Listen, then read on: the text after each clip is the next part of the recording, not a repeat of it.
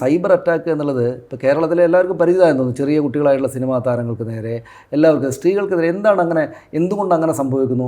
ഇത് കേരളത്തിൽ മാത്രമല്ലല്ലോ, എല്ലായിടത്തുമാണ്. എന്താണ് സൗമ്യക്ക് അതിനൊരു നേർക്കുനേർ അനുഭവമുള്ള ആളാണല്ലോ, എന്താ അതിൻ്റെ ഒരു പിന്നിൽ? ആക്ച്വലി ഇത് ഒരു പ്രത്യേക വിഭാഗം നടത്തുന്ന ഒരു മൂവാണ്, അങ്ങനെയും ഉണ്ടാവാറുണ്ട്. പക്ഷേ ബേസിക്കലി എന്താണെന്ന് വെച്ച് കഴിഞ്ഞാൽ ഇത് ആളുകൾ അവരുടെ ഫ്രസ്ട്രേഷൻ കാണിക്കാൻ ഇതിലധികവും ഫേക്ക് അക്കൗണ്ടുകളാണ്. സ്വന്തമായിട്ട് പേരും ഇല്ല, അതുപോലെ തന്നെ ഒരു മുഖവും ഇല്ലാത്ത ഏതൊക്കെയോ അക്കൗണ്ടുകളിൽ നിന്ന് ചെയ്യുന്നതാണ്. അപ്പോൾ ഇവരുടെ ഒരു മാനസികമായിട്ടുള്ള വൈകല്യം എന്ന് ഞാൻ ഇതിന് കാണാറുള്ളൂ. ഞാൻ എപ്പോഴും പറയാറുള്ളത് സൈബർ അറ്റാക്ക് എന്ന് പറയുന്ന ഒരു സംഭവം ഞാൻ ഇന്ന ആൾ അല്ലെങ്കിൽ ഇന്ന പാർട്ടി ചെയ്തു, ഇവർ ചെയ്തു, അങ്ങനെ ഞാൻ പറയാറില്ല. കാര്യം ഈ ആളുകൾ എല്ലായിടത്തും ഉണ്ടെന്നേ. ഇപ്പോൾ പാർട്ടികൾ എന്ന് പറയുന്നത് വ്യക്തികളാണ്. അപ്പോൾ അതിൽ നല്ലവരും ഉണ്ട്, അല്ലെങ്കിൽ ഇങ്ങനെയുള്ള മനോവൈകല്യങ്ങളുള്ള ആളുകളും ഉണ്ട്. സ്ത്രീകൾ കുറവായിരിക്കും. സ്ത്രീകൾ കുറവാണെന്ന് നമ്മൾ വിചാരിക്കുന്നു, അറിയില്ല. കാരണം ഞാൻ പറഞ്ഞല്ലോ, ഈ ഫേക്ക് അക്കൗണ്ടുകൾക്ക് പിന്നിൽ ആരാണെന്ന് നമുക്കറിയില്ല.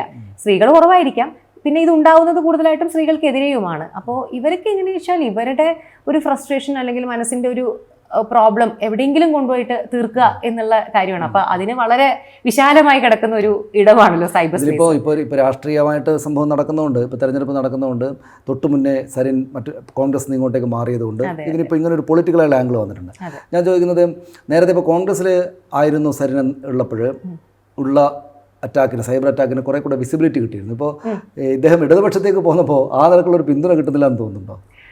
ഞാൻ ഒരിക്കലും ആക്ച്വലി അങ്ങനെ ഒരു പിന്തുണ ആഗ്രഹിച്ചിട്ടില്ല. അത് എല്ലാവരും ഇപ്പം എന്നോട് പറയുന്നുണ്ട് അങ്ങനെ കാര്യം, ഇത് ഒരു ഇപ്പുറത്തായ സമയത്ത് അത് ആരും ശ്രദ്ധിക്കുന്നില്ല. പക്ഷെ ഞാനിതിവിടെ പറയുന്നത് ആരെങ്കിലും ശ്രദ്ധിച്ച് എന്നോട് സഹതപിക്കാനോ, ഞാൻ സൈബർ അറ്റാക്ക് പലരും പറയുന്ന ഇരവാദം, എനിക്ക് വിഷമം തോന്നിയൊരു കാര്യം അതാണ് ഇരവാദം എന്ന് പറയുന്നത്.